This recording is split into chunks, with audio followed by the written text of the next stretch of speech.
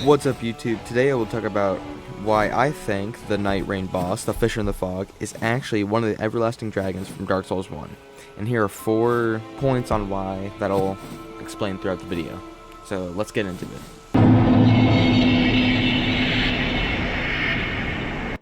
The first point I have is the way the dragon is sitting. As we approach the boss, you can see it sitting the exact same way the everlasting dragon is that we see in Ash Lake, under Blighttown.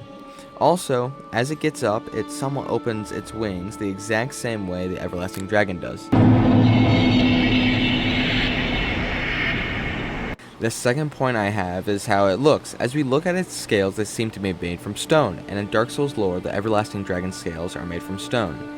And one other thing is its wings. Not much to say there. There are 4 wings, and everlasting dragons are shown to have 4 wings. But it's not strong evidence, at least to me, because I'm pretty sure there are dragons in Elden Ring that have 4 wings. So it is not that strong of evidence as the next 2 points that I'm about to show.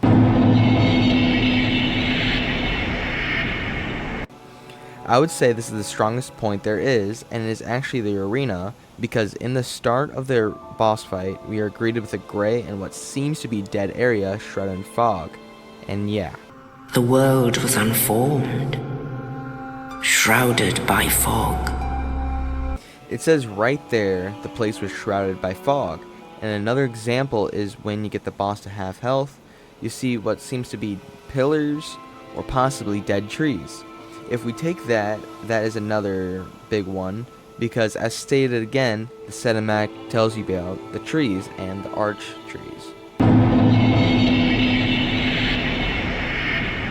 For my last and final point, that pretty much seals the deal, is the description, as it reads, a prehistoric dragon which lurks within the fog.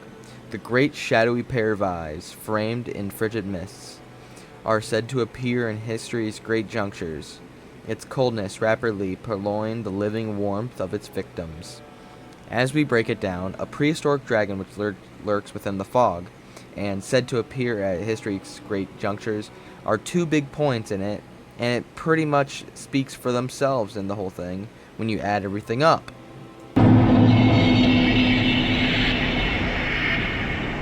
The only con I have seen is what it is weak to. As we see, it's weak to fire, but in Dark Souls lore, it is weak to lightning. And it breathes frost, which the dragons are said to breathe dragon. It is shown in the cinematic as well. But we have Seath. We have Seath the Scaleless. He was an abnormal dragon. So, if there's one of him, what if there was another one that still had the scales, but he was weak to fire, and he didn't breathe fire as the normal dragons?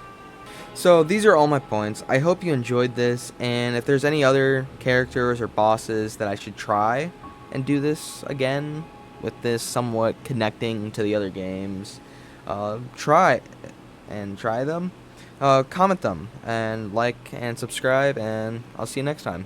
See ya.